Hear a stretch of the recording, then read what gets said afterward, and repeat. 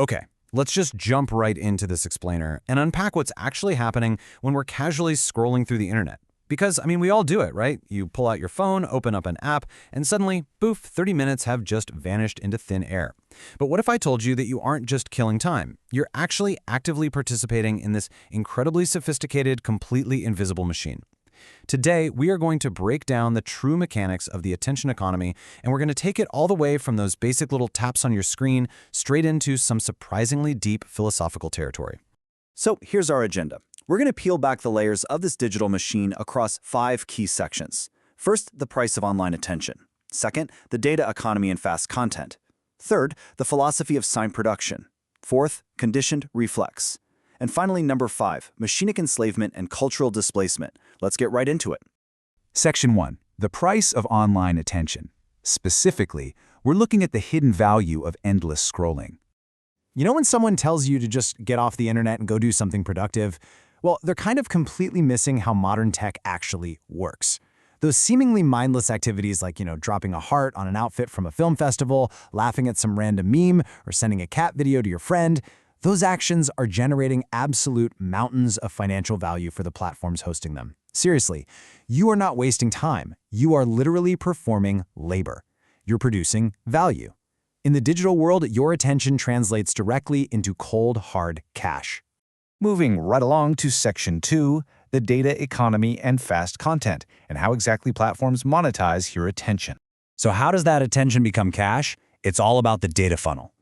It's a very precise 4-step process. First up, engagement. You interact with a post. Second, collection. The companies gather massive amounts of data about that single engagement, and they mix your specific behavioral habits with hundreds of millions of other people to build a profile. Third, they sell it. That rich data set is monetized and handed over to advertisers. And finally, step 4, targeted ads. You post about how desperately you need your morning coffee, and literally 5 minutes later, boom, you're being haunted by an ad for premium roasted coffee beans. It feels like magic, or, like your phone is secretly eavesdropping on you, but it's really just highly efficient data processing. But here is the massive problem these platforms face. How do they keep you stuck in that funnel all day long? Well, if a platform gave you deep, profound content, like, say, a 3-hour viewing of the movie The Godfather, it would completely exhaust your mind. You'd watch it, maybe you'd post one really thoughtful sentence about the cinematography, and then you'd go to sleep. And guess what? Data production stops, dead in its tracks. So instead, they need fast content, short reels, quick images, endless, bottomless feeds. They absolutely need content that requires zero deep thought, so it encourages a frictionless, infinite scroll. That is how the data keeps flowing. Which brings us to Section 3, the philosophy of sign production, from Saussure to modern social media.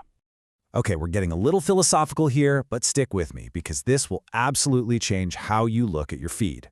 For over a century, philosophers like Charles Sanders Peirce and Ferdinand de Saussure, they explored this idea of how cultural products act as what they called signs. A sign is just anything, an image, a catchy musical phrase, a written sentence that points to a larger, deeper meaning. It opens up our minds.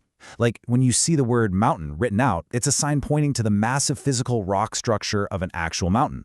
Every single piece of media we consume is basically just a barrage of these signs, and they all carry layers of cultural meaning. But here is the really fascinating modern shift. It's about how these signs are made today. Think about it. In the past, if you wanted to capture public attention and create a sign with mass reach, you needed serious financial backing. You needed the budget, the crew, the whole shebang of a masterpiece film, like Francis Ford Coppola making The Godfather. Today, that entire paradigm is flipped upside down. Anyone, literally anyone, can produce and exchange digital signs instantly, totally for free, right from the palm of their hand. Your timeline is absolutely packed with millions of these signs, and every single day you are functioning as both the consumer and the producer. Section 4, conditioned reflex. Let's look at Pavlov's theory and the actual psychology behind notifications. So we really have to stop and ask ourselves, how exactly did these mega tech platforms turn us into the modern-day equivalents of Pavlov's dogs?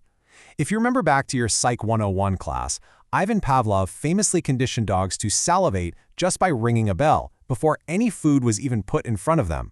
The bell caused an automatic physical reaction. Well, the platforms achieved this exact same biological conditioning using what we can call attention-grabbing signs. Just like Pavlov used a literal bell, platforms use carefully selected, highly targeted stimuli. Take the bright red color of a notification badge. That is not a design accident. It's a highly stimulating, urgent color directly tied to our primal instincts. Throw in some viral trends, shocking online scandals, and completely useless dramatic stories.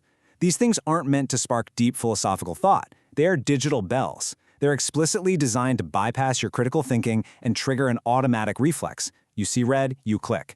It is an immediate conditioned response. All right, Section 5, Machinic Enslavement and Cultural Displacement, looking at Lazzarato, Deleuze, and the real-world consequences. To really grasp the gravity of this, we need to objectively look at the work of Maurizio Lazzarato. He's a really fascinating philosopher with deep roots in the 1970s Italian labor movements. This was an incredibly intense period of unrest known as the Years of Lead. During this time, workers were literally rebelling against industrialization by taking up heavy wrenches and physically smashing the factory machines to pieces.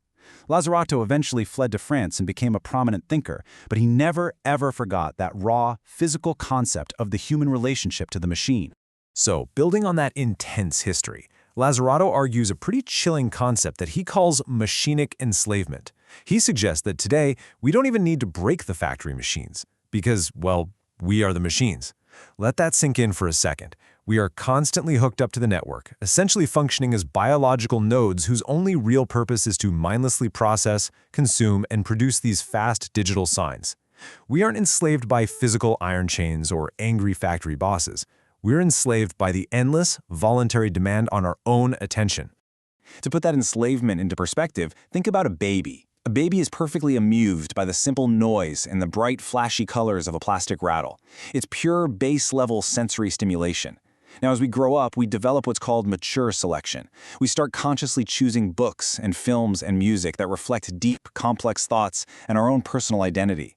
But the argument here is that social media actually reverts us entirely back to that infant state. It completely strips away our conscious choice and replaces it with a digital rattle, just non-stop base neurological stimulation. Furthermore, another philosopher, Gilles Deleuze, describes this psychological state as deterritorialization. It's a bit of a mouthful, I know, but think of it kind of like being violently uprooted from your physical homeland. Deterritorialization is the mental equivalent of that. We are literally being uprooted from stable languages, stable cultures, and deep-rooted meanings. We essentially become cultural refugees, totally displaced and just wandering aimlessly among a chaotic, endless sea of fast, completely meaningless signs. So where does this all ultimately lead? Well, thinkers like Lazzarato originally hoped for a sort of dual outcome. They theorized that this uncontrollable, decentralized flood of signs could theoretically dismantle rigid authoritarian systems and old patriarchal structures. Which sounds great, right? But if we objectively look at the last 20 years, the reality shows a much darker side. Instead of liberation, this endless flood often just fragments our collective attention, drastically increases our personal isolation, and provides a perfect landscape where extreme, radicalized groups can seamlessly amplify their voices to isolated individuals. So, we've covered the hidden economics of your scrolling, the invisible data funnel, the psychology of why you click those red notifications, and how this technology is fundamentally reshaping our human consciousness. And I want to leave you with this final thought to really ponder. We are producing millions of signs every single day, actively participating in this massive attention economy. But in this endless digital flood, are we ultimately losing ourselves in the noise? Thank you so much for exploring this explainer with me. Take a real moment to think about that the next time you see a red notification pop up on your screen.